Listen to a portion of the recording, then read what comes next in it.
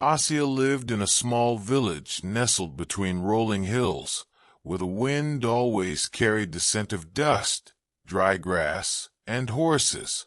Her family owned a tiny stable on the edge of town, 3 workhorses, a couple of worn saddles, old bridles, and an endless sense of fatigue.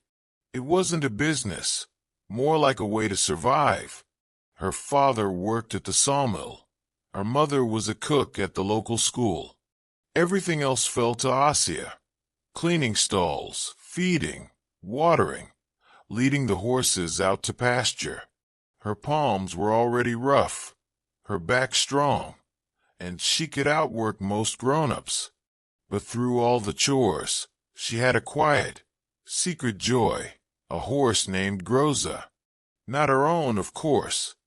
Groza belonged to a wealthy farmer, Zakharov, who had money, status, and a whole collection of purebred horses, the kind meant for competitions and dressage. Groza was a tall bay mare with intelligent eyes and a restless spirit. No one but Zakharov and his son could ride her. She was too temperamental. Then one day, Groza slipped out of her paddock. Asya found her, calmed her, led her back, and everything changed. Groza started recognizing her. She no longer shied away when Asya approached.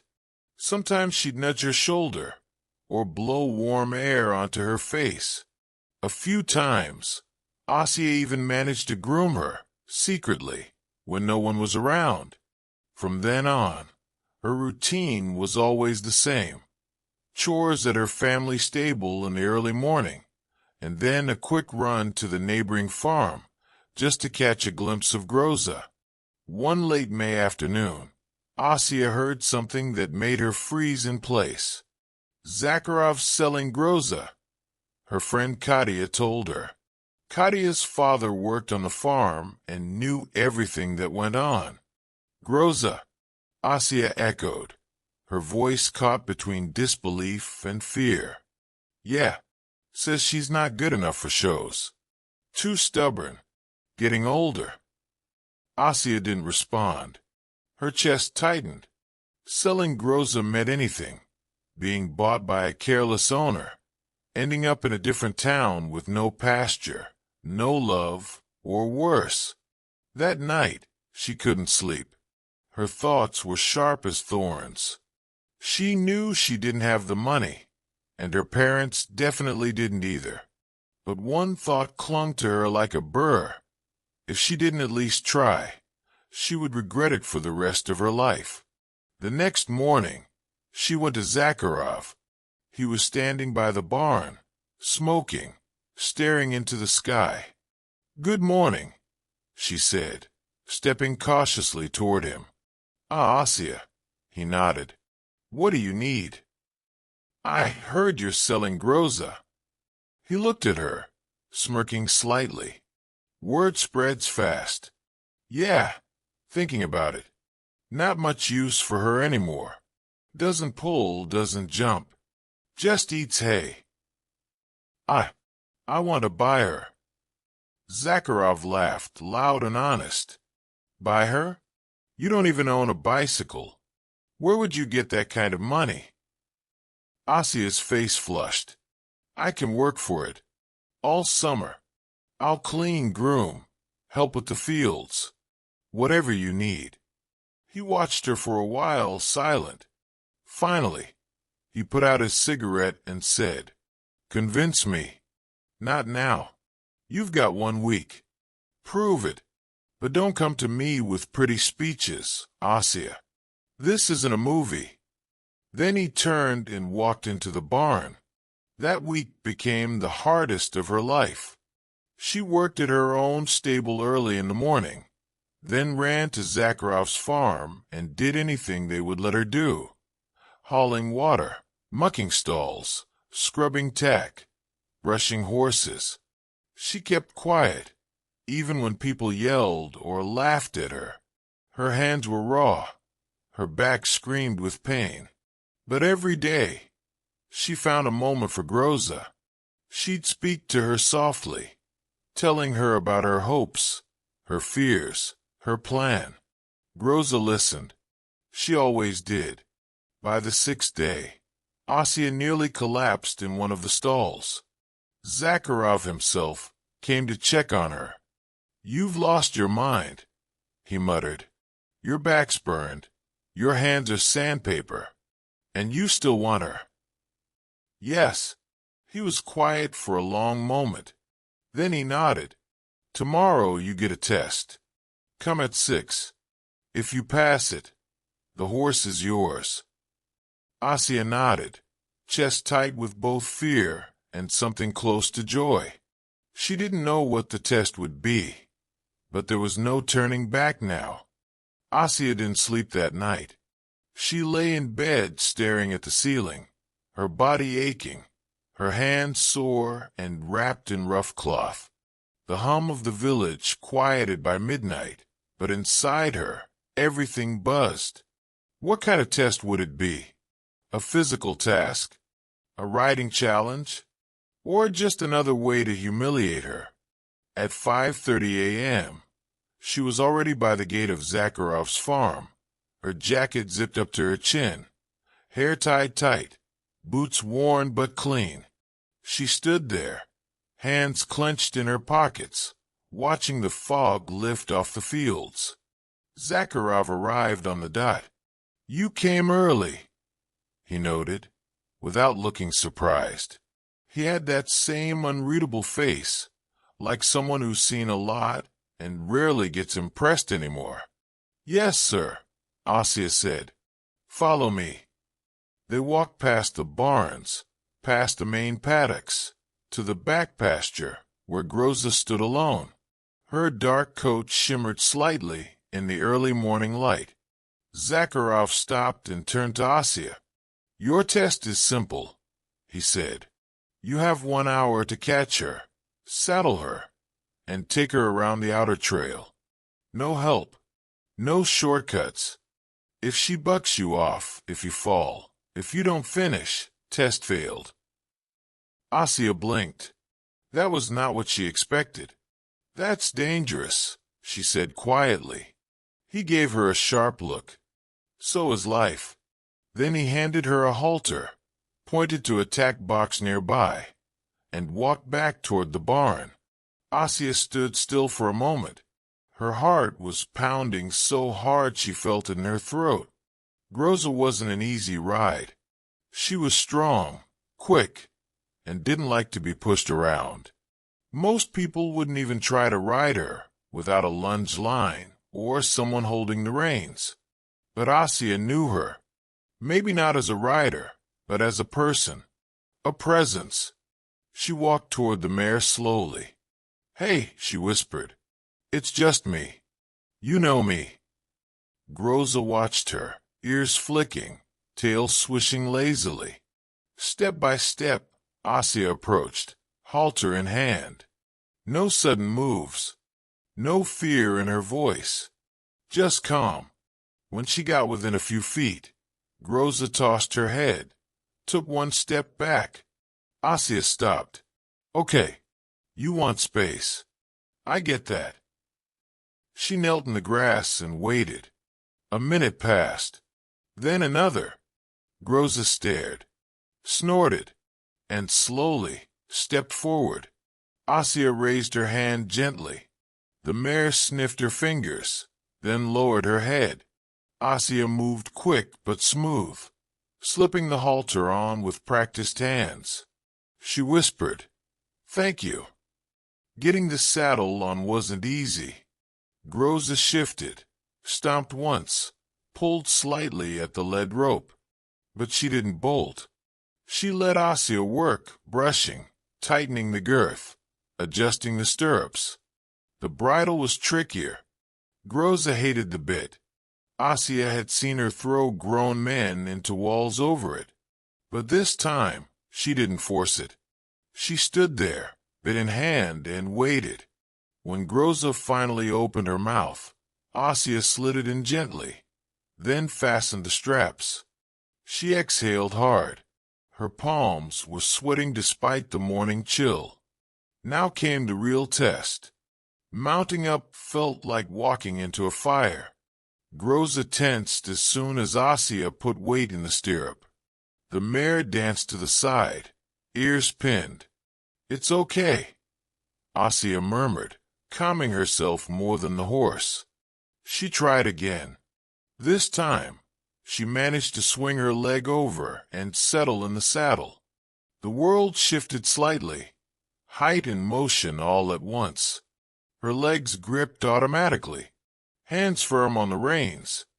Groza gave a low grunt and took a step forward on her own. They started toward the trail.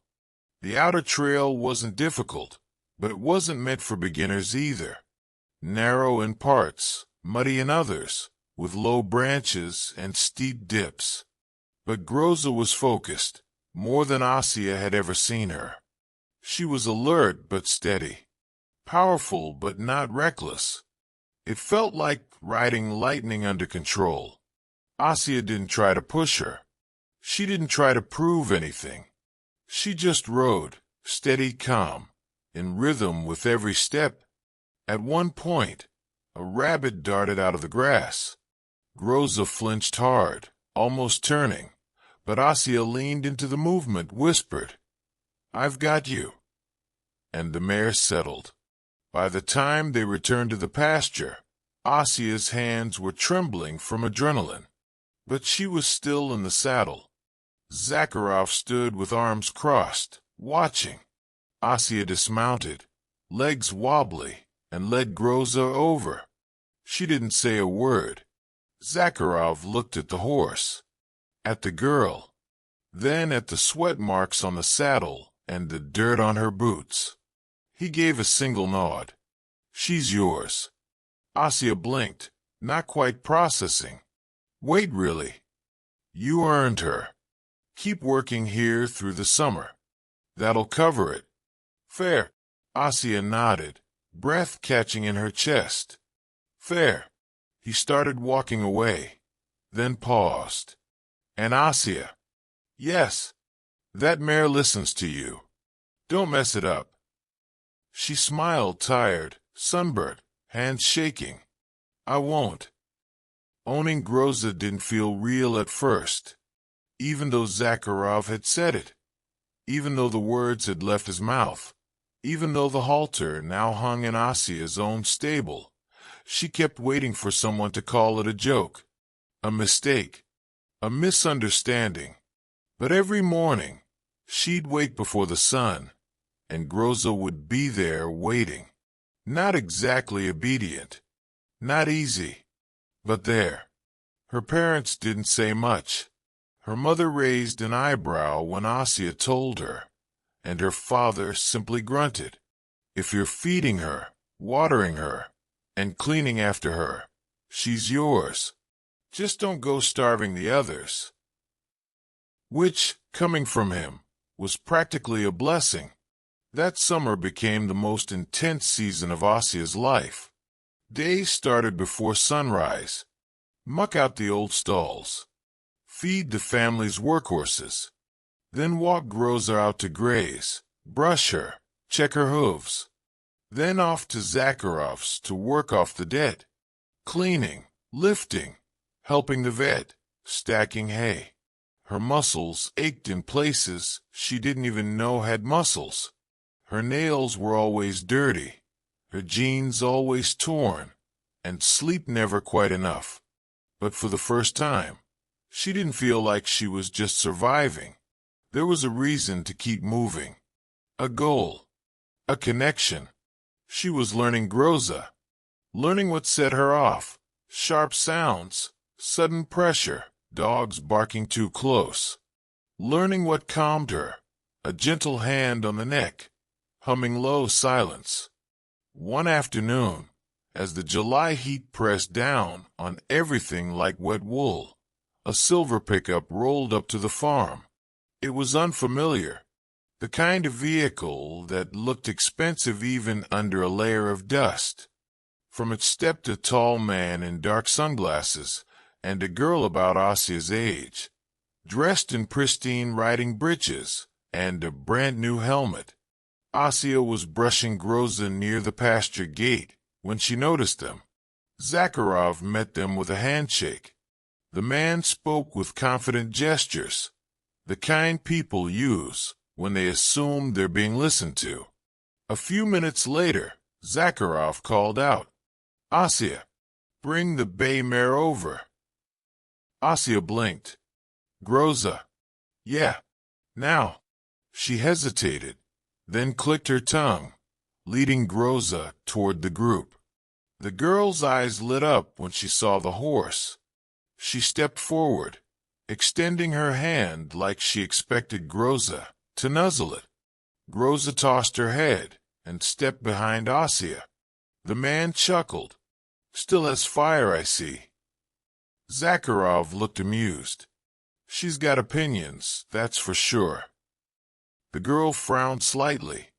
"She's pretty, but a little small for jumping, isn't she?" "She's not for jumping," Asya said before she could stop herself. All eyes turned to her. "She's not a show horse," Asya added quickly. "She doesn't like whips, or tight reins, or strangers." The man raised his eyebrows.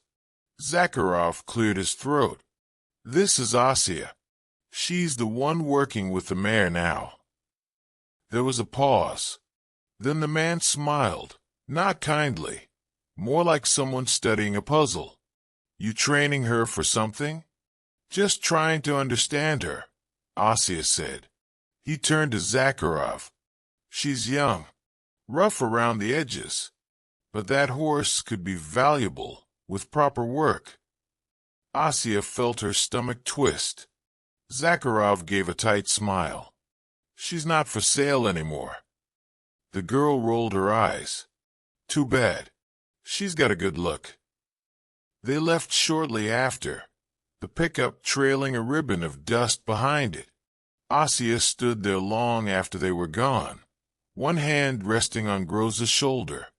The mare leaned into her slightly, warm and solid. "What was that?" Asya finally asked. Zakharov shrugged. "Old contacts. Horse buyers. Looking around." He paused, then looked at her. "You handled that well. But you should know, if you're keeping her, people are going to start watching." "Watching what?" "How you ride. How you train. Whether you're wasting a good horse." Asya swallowed.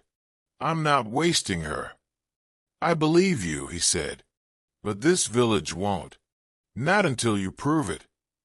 That night, Asya lay awake, staring at the ceiling again. But this time, not with fear, with fire in her chest. She needed to do more than care for Groza. She needed to become better. A better rider. A better handler. Someone who could meet Groza at her level and stay there.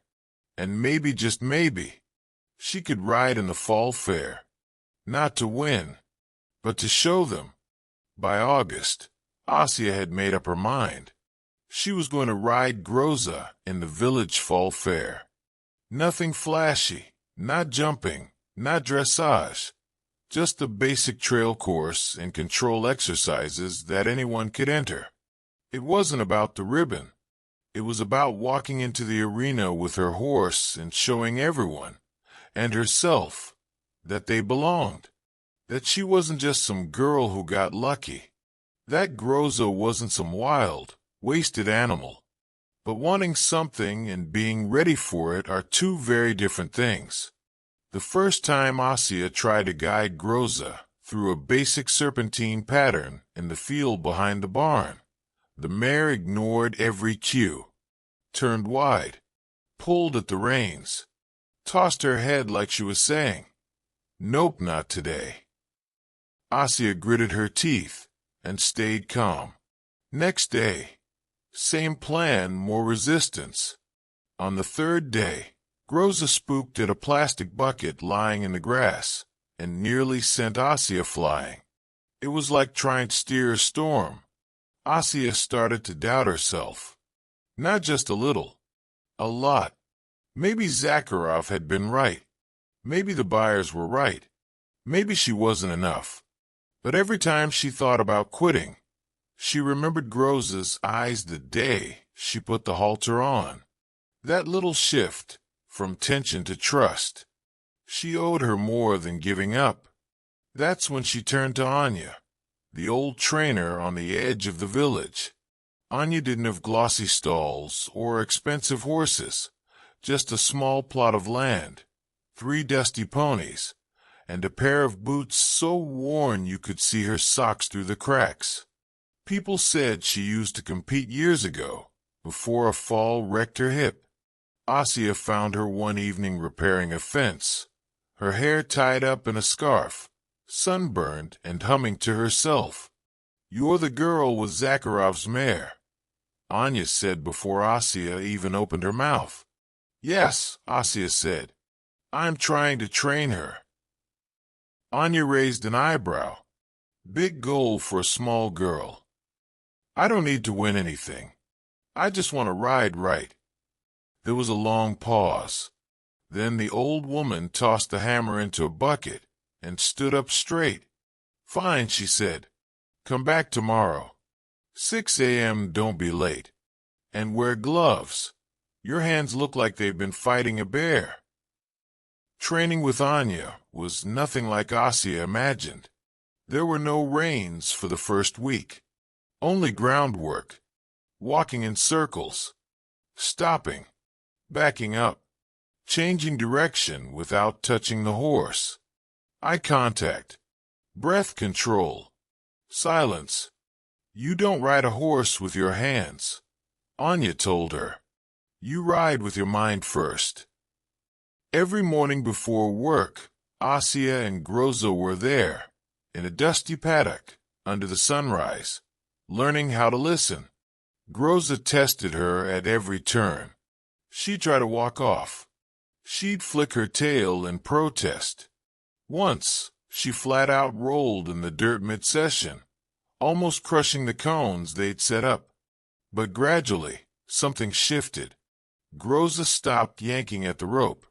She started responding to just a step, a look, a breath. And Asya began to understand her, not just handle her. It wasn't about control. It was about conversation. A few weeks later, Anya finally said, "Saddle her up." The moment Asya swung onto Groza's back, she felt the difference. No tight reins. No harsh pressure. Just a quiet line of communication between them. Seat, legs, thought. She guided Groza into a trot, weaving between cones like they'd been doing it all their lives. Anya watched from the fence, arms crossed. "You've still got work to do," she said. "I know. But you're ready for the fair." Asya let out a breath she didn't know she was holding. September came fast.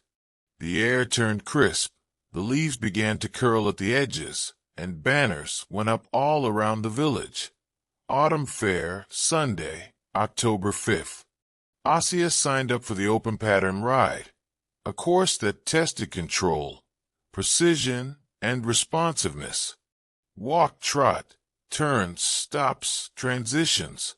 No showboating, just skill. She didn't tell anyone at first.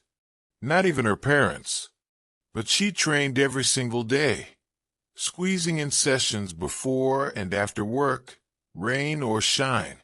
She patched her saddle pad, polished the old leather reins, even washed Groza's tail with her mom's shampoo. One evening, her father came home from the mill, took one look at her brushing Groza in the fading light, and asked quietly, "You really riding that mare in front of the whole village?" Asya hesitated, then nodded. "Yeah." He just nodded back slow. "Then ride her proud." And for the first time, she saw something in his face she hadn't seen before. Not doubt, not worry, but respect. October 5th came in quietly. The sky was pale and cloudless, the wind soft enough to rustle the trees, but not enough to spook the horses. A perfect fall day. By 6 a.m., Asya was already in the stable, hands moving on instinct. Saddle pad laid out. Girth checked twice. Groza's coat brushed until it shone like dark amber in the light. She braided the mare's mane with simple, clean rows. Nothing fancy, just neat, practical, respectful. At 7:15, she walked Groza out into the crisp air. The fairgrounds were already buzzing, kids running past hay bales, vendors setting up tables, someone testing a mic on the main speaker system. She felt it immediately, eyes. People looking, whispering, not in a cruel way, just curious. That's the girl with Zakharov's horse. Didn't she work here last summer? Is that the mare that nearly broke his arm once? Asya kept walking, head high. Not because she felt brave, but because she had to.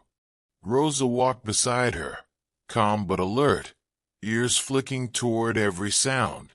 She didn't shy, didn't pull, just moved like she knew this was serious. They arrived at the warm-up ring, and Asya mounted without hesitation. A deep breath in, one out. Groza stepped forward at the first cue, smooth and focused. Zakharov passed by on his way to the judge's booth. He didn't stop, but he gave a tiny nod as he walked past, almost like a salute. That was enough. The event was simple in structure. Each rider would enter the arena alone, follow a set pattern marked by cones. Walk, trot, halt, turn, back up, trot again, and exit. It took 5, maybe 6 minutes. But those minutes could feel like a lifetime. When Asya's name was called, her palms suddenly felt ice-cold against the reins. She gave Groza a soft squeeze with her legs and whispered, "Let's go." They entered the arena together. The crowd was quiet, polite, observant. A few murmurs. One flash of a camera, but mostly still. Groza moved straight, ears up. Asya held the reins light, her back tall, heels down. The first walk line was smooth. Then the turn crisp, tight. Into a slow trot, steady rhythm, even pace. Asya breathed with every step. Not just for herself, but for Groza. Halfway through the pattern, they came to the backup section. 5 steps straight back between 2 cones. Asya gave the cue. Seat back, light pressure. Groza hesitated. Just for a second. Asya didn't panic, didn't tighten her hands. She just exhaled and whispered, "You've got this." Groza stepped back. 1, 2, 3, 4, 5. Clean. Then forward again. Trot to halt. Final salute to the judge's box. Done. She turned Groza and walked out of the arena, her heart hammering louder than any applause. Except there was applause. Not loud, not wild, but real, honest. People clapped. Some even stood. And when Asya dismounted by the gate, she saw her mother standing by the fence, arms crossed, face unreadable, but her mouth twitching at the edges like she was holding back a full-blown grin. Her father stood beside her, one hand resting on the fence rail. And Anya, she was by the far tree, leaning on her cane, giving her a single thumbs up like a secret handshake. The results didn't matter. She didn't win, second place, actually, behind a girl with a polished gray gelding who rode like she'd been training since birth. But Asya didn't care. She'd ridden her horse. Groza had listened, trusted her, stayed with her through every moment. That was the win. After the ribbons were handed out, Asya walked Groza back to the stable, loosening the girth, brushing the sweat marks from her flanks. The mare stood still, calm, content. "You did good," Asya whispered, resting her forehead against Groza's neck. "We did good." For the first time since the start of the summer, she didn't feel like she had to prove anything. She was just home. The Monday after the fair was quiet. No applause. No judges. No neatly arranged cones. Just the familiar rhythm of buckets and brushes, hooves on packed dirt, birds darting in and out of the barn rafters.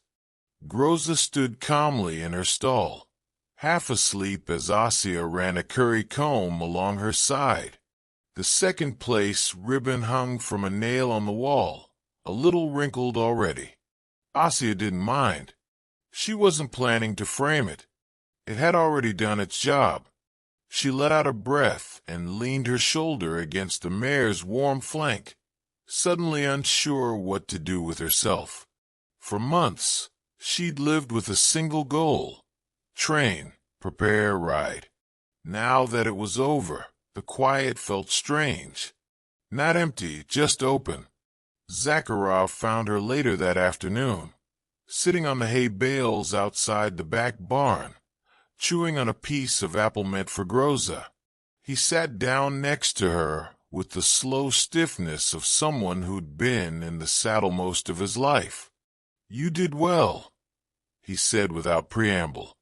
"Thanks," Asya said. She did most of it. "That's what good riding looks like," he replied, "making it look like you're not doing much at all." They sat in companionable silence for a few seconds, listening to the faint whinnies from the far pasture. Then he said, "What's next?" Asya blinked. "What do you mean?" "You rode a near untrainable mare in front of half the region and didn't fall off. Now people know your name. That kind of thing doesn't go unnoticed." She gave a half laugh. "I'm not looking to be famous." "I know. But people are going to start asking. If you take students, if you train horses, if you'd ride for someone else's stable, could be extra money, could be opportunity." She didn't say anything right away. The idea was huge and new and thrilling in a way that scared her a little. "I haven't thought about it," she admitted. "Then think about it now." The first inquiry came that evening. A text from a girl she barely knew from school. "Hi, I saw you ride Groza at the fair. Do you give lessons? I have a new pony and no idea what I'm doing." Asya stared at the message for a long time, unsure whether to laugh or feel completely unqualified. Then another one. A man from the neighboring village. "Saw your ride. Have a 5-year-old mare I can't get to stop tossing her head. You available for groundwork help?" It snowballed from there. Nothing overwhelming. Just 1 or 2 a week. But enough to remind her that what she did, what she'd learned to do, mattered. She started taking on a few small jobs. One afternoon helping a girl with saddle fit. Another leading a beginner through a gentle lunging lesson. Every ruble counted. But more than that, it felt right. She didn't want fame. Or trophies. She wanted this. A muddy yard, a good horse, and people who needed help and trusted her to give it. It was more than she'd ever imagined for herself. By late October, the leaves had gone brittle on the trees, and mornings came with a bite in the air. Asya was walking Groza along the trail near the edge of the woods when she caught sight of Anya, standing beside her pasture fence, arms folded, watching. "You going to keep riding that mare through the winter?" she called. "Unless she runs off into the forest." Anya smirked. "You thought about apprenticing formally?" There's a trainer certification program over in Arsk. Starts in the spring. Asya blinked. I hadn't even considered it. Well, you should, if you want to keep doing this. People are already listening to you. Might as well back it up with paper. Asya didn't answer right away. She looked at Groza, who was calmly chewing on a twig like it was gourmet grass.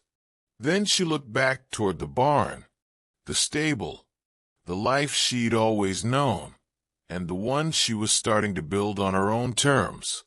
Maybe this wasn't just a summer thing. Maybe it wasn't just about one horse. Maybe this was the beginning of everything. The Monday after the fair was quiet. No applause. No judges. No neatly arranged cones. Just the familiar rhythm of buckets and brushes, hooves on packed dirt, birds darting in and out of the barn rafters. Groza stood calmly in her stall, half asleep as Asya ran a curry comb along her side. The second place ribbon hung from a nail on the wall, a little wrinkled already. Asya didn't mind. She wasn't planning to frame it. It had already done its job. She let out a breath and leaned her shoulder against the mare's warm flank, suddenly unsure what to do with herself. For months, she'd lived with a single goal: train, prepare, ride. Now that it was over, the quiet felt strange. Not empty, just open. Zakharov found her later that afternoon, sitting on the hay bales outside the back barn, chewing on a piece of apple meant for Groza. He sat down next to her with the slow stiffness of someone who'd been in the saddle most of his life. "You did well," he said without preamble. "Thanks," Asya said. "She did most of it." "That's what good riding looks like," he replied, "making it look like you're not doing much at all." They sat in companionable silence for a few seconds, listening to the faint whinnies from the far pasture. Then he said, "What's next?" Asya blinked. "What do you mean?" "You rode a near untrainable mare in front of half the region and didn't fall off. Now people know your name. That kind of thing doesn't go unnoticed." She gave a half laugh. "I'm not looking to be famous." "I know. But people are going to start asking. If you take students, if you train horses, if you'd ride for someone else's stable, could be extra money, could be opportunity."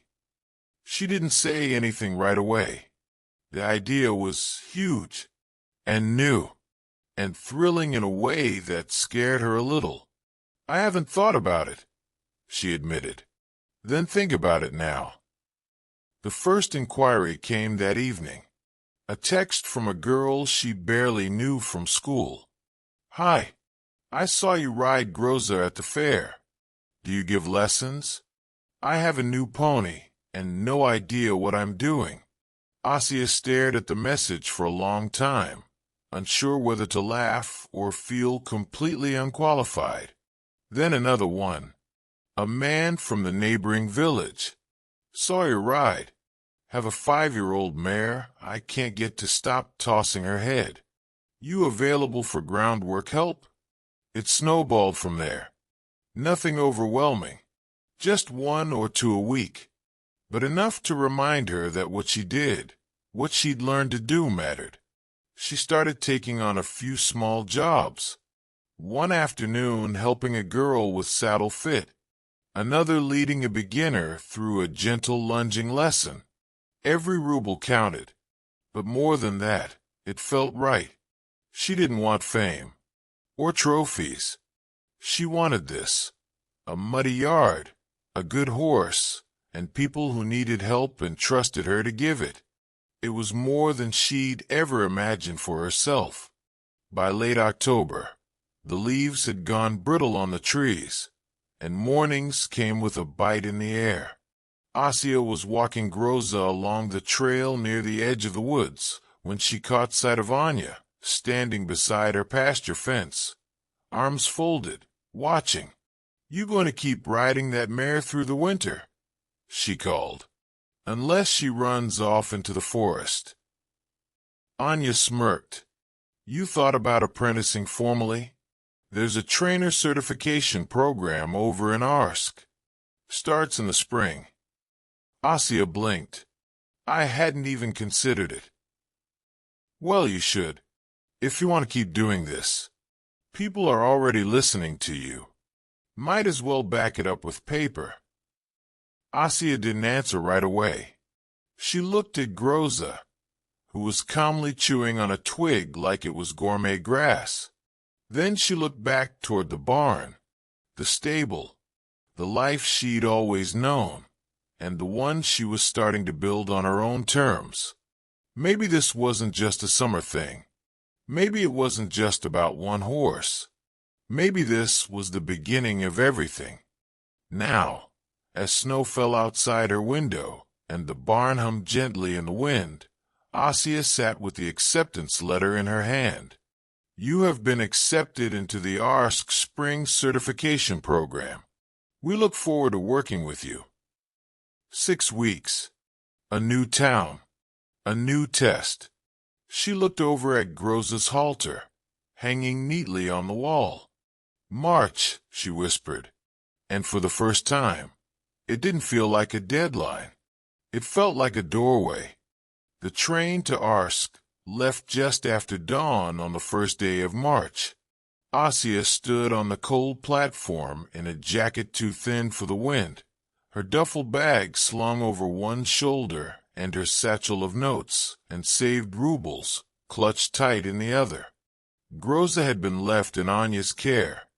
They'd planned everything: feeding, turnout, light work. But leaving her behind still felt like leaving part of her chest behind. Empty.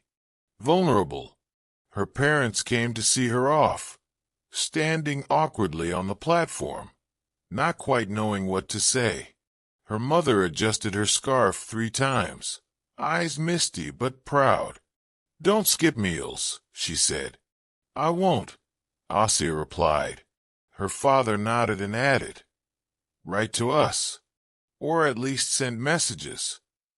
Asya gave them both a tight hug, then climbed into the carriage before she had time to cry. The train pulled away slowly, the village shrinking behind her. For the first time in her life, Asya was going somewhere she didn't know, for something no one had made her do. It was terrifying and thrilling. She was 20 minutes out when she pulled out her acceptance letter again, reading it for the 10th time, as if it might change. "You have been accepted into the Arsk Spring Certification Program. Report by 1400 hours. Housing included. Meals provided. Please bring appropriate equipment for winter riding conditions." Her gloves were already worn at the seams. She sighed and leaned her head against the cool glass, watching the trees rush by. The Arsk Equine Center was nothing like home. It stood on a wide, open hill, the buildings modern and sleek, with metal roofs and large arena windows. There were 6 barns, each lined with identical stalls, and a massive indoor arena with sand that looked cleaner than the floors in her own house. She arrived just after 1340, breathless and wind-chapped from hauling her bags through the final stretch on foot. Inside, the office was warm, clinical, and filled with paperwork. The administrator, a tall woman with her hair pulled tight in a bun, barely looked up as she handed Asya a clipboard. "Sign here. Dorm 2, 2nd floor. Orientation is at 1600 hours sharp." That was it. No smile. No welcome. Just the first of many signs that she wasn't in her cozy corner of Tatarstan anymore. Her dorm room was small, plain, and shared. Her roommate, a girl named Vika, had already unpacked and claimed the bed near the window. She had 3 branded jackets hanging in the closet and a sleek silver helmet on her pillow. Vika gave her a once-over and a nod. "You're the girl with the wild mare, right? From the fair last fall." Asya blinked. "You heard about that?" Vika shrugged. "Everyone's heard about it. They posted the video to the regional board. You got balance, I'll give you that." It wasn't unkind, but it wasn't a compliment either. Just an observation. Asya smiled politely and unpacked slowly, her hands cold even indoors. At 1600 hours, they filed into the lecture hall. 23 students, mostly girls, a few older boys, all dressed sharper, cleaner, more prepared than she felt. Then the head trainer entered.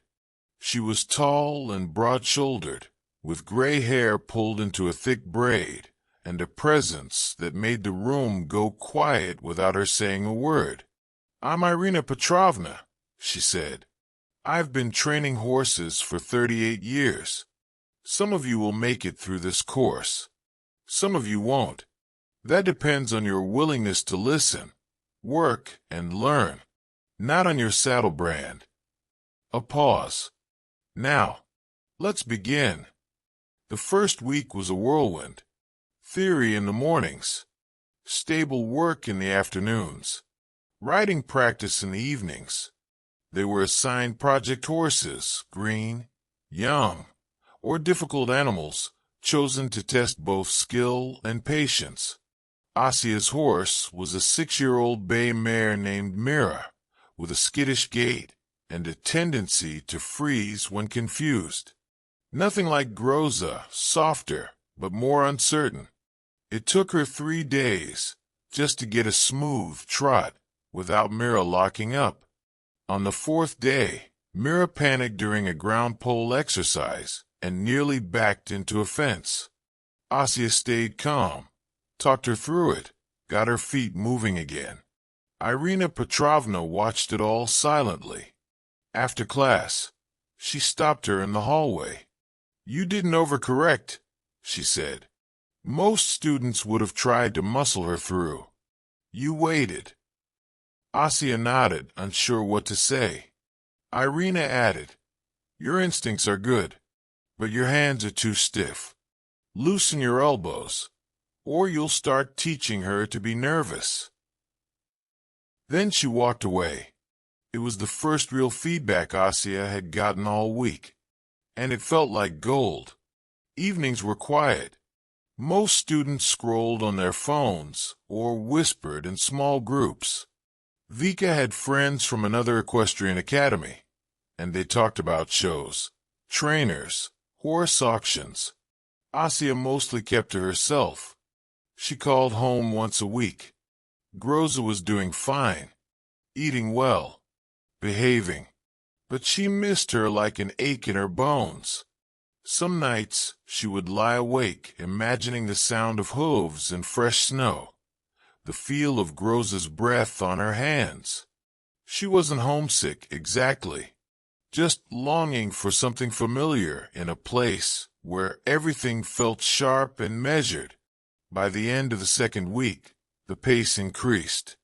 They had to teach mock lessons, handle minor medical emergencies, evaluate conformation, and perform advanced groundwork drills with limited cues. The instructors started pushing harder.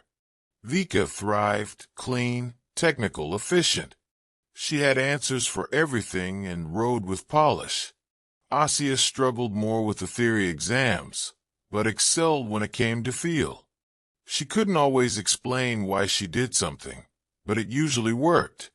"You teach like a horse," one of the assistants said after she diffused a panic gelding during a handling class. "What's that supposed to mean?" she'd asked. "Quiet and honest. You don't demand trust, you earn it." That stayed with her. Midway through the program, they were given evaluations. She expected criticism, maybe even a warning, but her feedback form had one line: underlined twice, does not follow textbook approach, but gets results. Strong candidate for mentorship track. She stared at the paper for a long time, then folded it carefully and tucked it into her notebook. That night, she wrote Groza's name in her journal and circled it. Whatever came next, whatever this course opened, she wanted to bring it home. Not just to her village, but to the horses like Groza, the people like her, who needed someone to believe in what wasn't perfect, but possible. This wasn't just a stepping stone anymore. It was a choice, a life. Asya woke up early, the pale light of dawn creeping through the window of her dorm room. The first few weeks of the program had passed in a blur of theory, practice, and testing. It had been harder than she expected, but there was something about the pace of Arsk that felt both overwhelming and liberating. Today, however, felt different. Today, she would face her final evaluation. For the last week, the students had been preparing for this moment, each of them given a different challenge. Some were required to demonstrate advanced groundwork techniques. Others had to teach mock riding lessons. Asya's challenge was to assess the condition of a horse, evaluate its temperament, and decide on a training plan, all in front of the trainers. She had spent the last few nights reviewing every note she had, from her training materials to the scribbled advice Irina Petrovna had given her. Asya knew she wasn't as polished as some of the others. Her approach wasn't textbook, but she trusted her instincts. They had gotten her this far. The evaluation would start after breakfast, so she decided to take a quick walk before joining the others in the dining hall.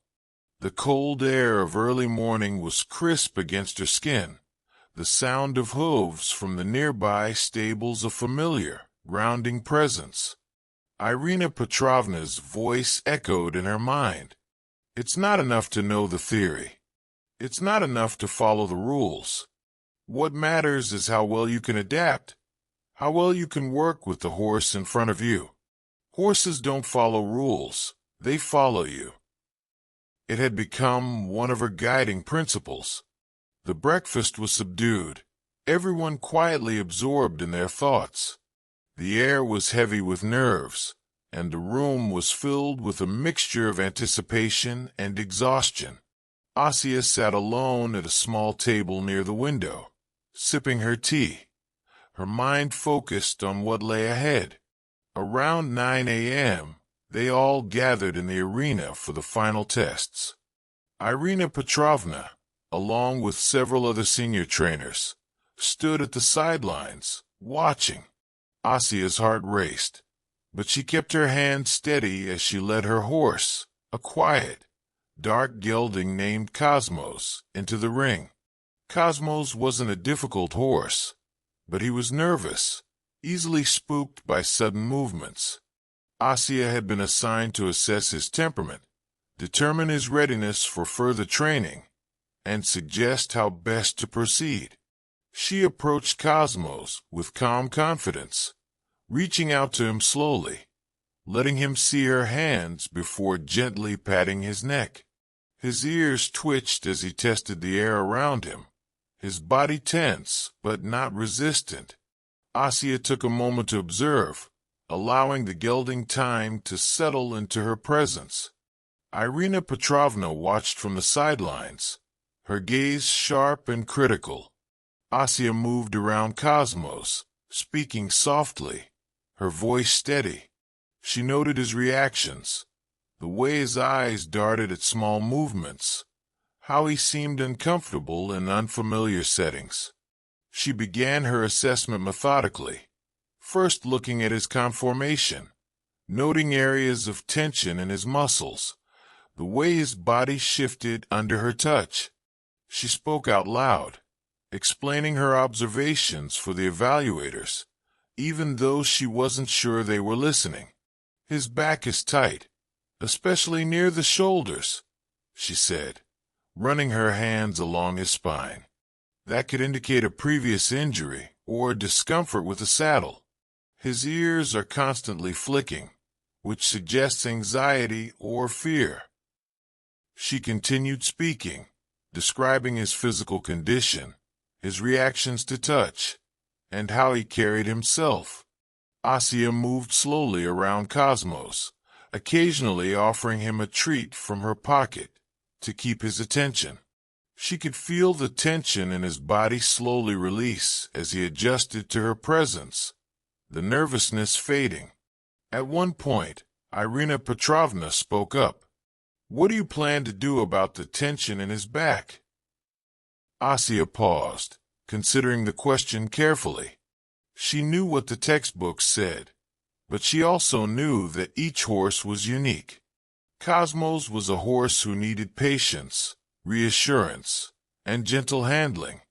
"I would suggest starting with some groundwork exercises that focus on his relaxation and posture," she said, meeting Irina's gaze. "There's no point in rushing him into full training until he can release the tension in his body. We need to gain his trust first. The physical issues could be related to stress or previous handling." Irina nodded slowly, making a note on her clipboard. "Go on," she said.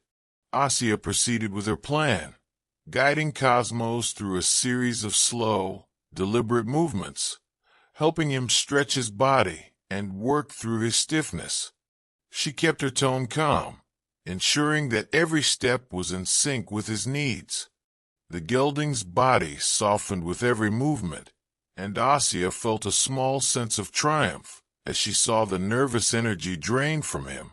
She finished the session with a few minutes of calm, walking beside him in a loose circle. Cosmos was still tense, but he was no longer anxious. Irina Petrovna walked over to her once the session was complete. "Well done," she said, her voice flat but approving. "You didn't just follow the plan. You adapted it to the horse. That's what matters." Asya nodded, her heart still racing. She wasn't sure if it had been perfect, but she had done her best. She'd worked with the horse, not against him. Later that afternoon, the results were announced. Asya's name was called, and she felt a surge of relief mixed with pride as she stood in front of the group. Irina Petrovna handed her a certificate, along with a few words of praise. "You've done well. Your instincts are strong. But remember, this is only the beginning. You have the potential to be a good trainer, but you need to keep learning." Asya smiled, taking the certificate. It was a small victory, but it felt like a huge step forward. When the course officially ended, the students were given the opportunity to stay on for additional training, either under Irina's direct mentorship or with another senior trainer. Asya didn't hesitate. She'd learned enough theory and technique, but she wanted more practical experience. She wasn't ready to go home just yet. That evening, when she called her parents, she couldn't help but feel a new sense of purpose. "I passed the certification," she told them, her voice thick with emotion. "I'm staying for a bit longer. There's still so much to learn." Her mother's voice crackled over the phone. "We're so proud of you, Asya. Just don't forget where you started." "I won't," she said softly, her eyes on the certificate in her hands. It wasn't just paper. It was proof of everything she had worked for, and everything she was still becoming. As the days passed, Asya found herself working more closely with Irina Petrovna, learning to refine her approach to training. The horses she worked with were varied, each with its own set of challenges, but Asya began to feel more at home in the saddle and on the ground. Her confidence grew, and with it, her understanding of what it meant to be a trainer, not just a rider.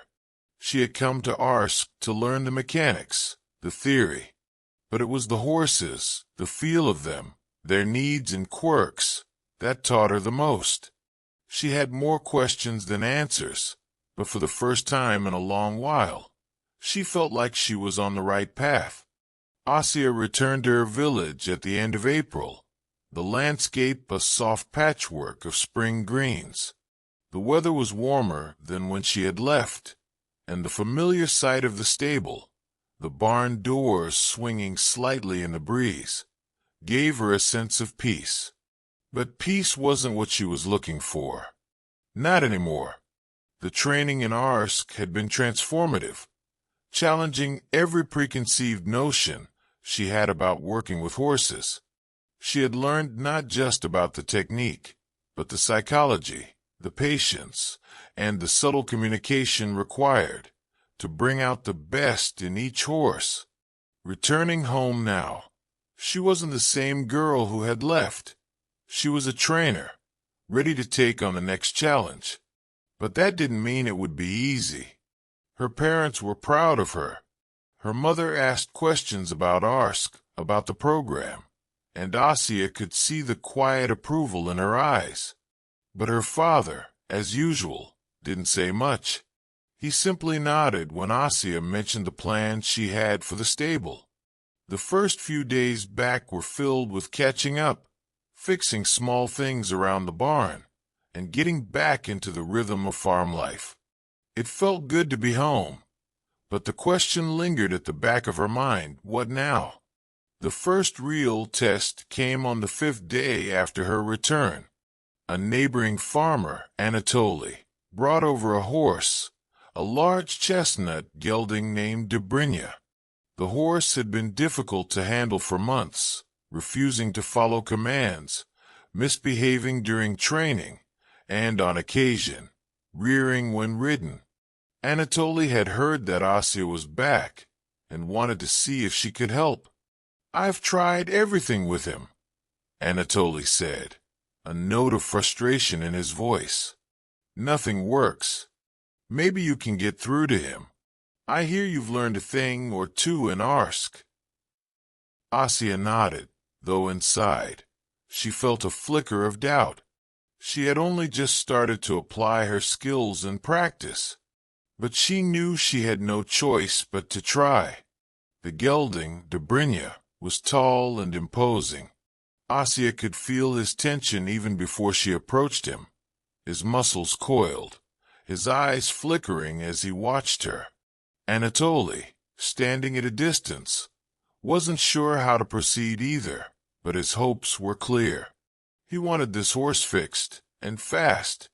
Asya took a deep breath and approached slowly, just as she had done with Cosmos and Arsk.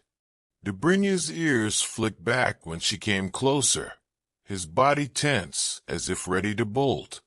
Asya kept her movements deliberate, reaching out to him with her hand low and calm, making sure he could see it before she touched him. "Easy," she whispered, keeping her voice steady. "We'll take it slow."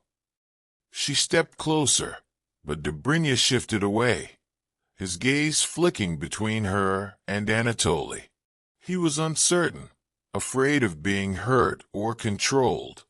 She could feel that fear, and she knew it was the root of his misbehavior.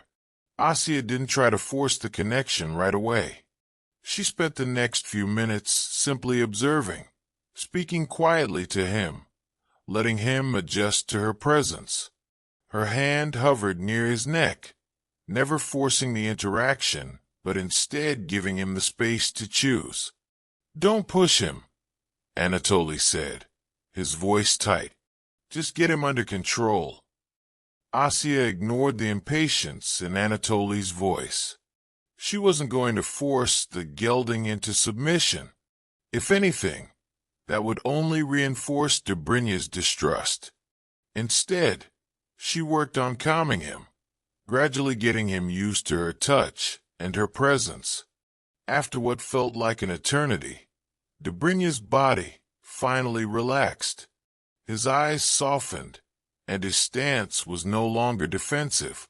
Asya took a step back, allowing him to take in the change, to process what had happened. It was a small victory, but one that felt significant. Anatoly didn't say much, but Asya could see the faint glimmer of hope in his eyes. The next few weeks saw Dobrynya and Asya working together every day. Slowly, but surely, the horse started responding. The first ride was challenging. The gelding still reared when asked to pick up speed, but Asya's approach was different now. She wasn't focused on fixing him. She was focused on understanding him. The training wasn't just about getting Dobrynya to obey commands. It was about building trust, teaching him that he didn't need to fear what was being asked of him. She worked on groundwork, teaching him to follow simple cues without resistance. When Dobrynya did respond, however imperfectly, Asya praised him, rewarding the smallest progress. Her methods were slower than Anatoly had hoped, but they were effective. Over time, the gelding became more relaxed under the saddle, his misbehaviors decreasing as his trust in Asya grew. Anatoly still watched every lesson from the sidelines, skeptical at first. But as days passed, his tone changed. There was more patience in his voice when he spoke about the gelding, and less frustration. "You're getting through to him," Anatoly said one afternoon as he watched Asya guide Dobrynya around the arena. "I never thought I'd see him calm like that." Asya smiled, wiping the sweat from her forehead. "It's not about forcing them. It's about letting them feel safe." Word spread quickly in the village about Asya's success with Dobrynya. It wasn't just about the results. It was about how she worked with the horses. People started coming to her for help with their own horses, some with simple problems, others with more complicated ones. At first, Asya wasn't sure how to handle the growing demand. She had a few regular clients now, and she had to divide her time between them and taking care of the stable. But the more she worked with different horses, the more confident she became. Her parents were supportive, though her father still remained quiet on the subject. He didn't say much about her work, but Asya noticed that he was starting to help with repairs on the barn more often. The most rewarding part of it all was that she had learned to trust herself, and in doing so, the horses trusted her. She wasn't trying to control them anymore. She was guiding them, helping them discover their own strength. But there was something more, something that felt like the beginning of a new chapter. Asya realized that this wasn't just about working with horses. It was about shaping a future. The village was small, and many people still preferred traditional methods of training. But there was something Asya knew. She had something unique to offer. With every horse she trained, with every lesson, she was building something bigger. She was shaping a legacy, not just as a trainer, but as someone who had the ability to bring out the best in others. One evening, as the sun set behind the hills, Asya sat on the porch of her home, looking out over the fields. The stable was quiet for once. Groza was in the pasture, grazing peacefully. It was the calm before another busy day. But for the first time since she returned, Asya felt content. She had made the right decision to come back. The horses, the village, the life she was building, it was all starting to come together. And the next challenge? It was already on the horizon. The air was cooler now, a crisp breeze brushing through the trees as autumn began to set in. Asya stood at the edge of the stable, watching the horses in the pasture.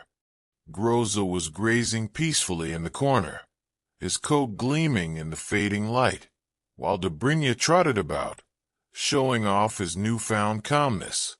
Everything was quiet, but the peace felt different now. It wasn't just the calm of the moment. It was the kind of peace that came after a storm, after change.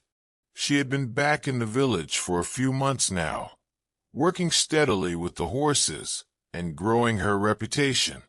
Her methods, though untraditional, were beginning to make a mark. The villagers who had once been skeptical about her approach now came to her more often for advice, for training, and for help with horses that others had given up on. Her parents had started to see the fruits of her hard work too, even if her father still didn't express much. His quiet approval was enough for Asya to know she had made the right choice in returning home. But even as she found comfort in her new role, there was something pulling at her, a sense of uncertainty about what was next. The decision she had been dreading had finally arrived. A letter had come that morning, brought by the postman from a neighboring region.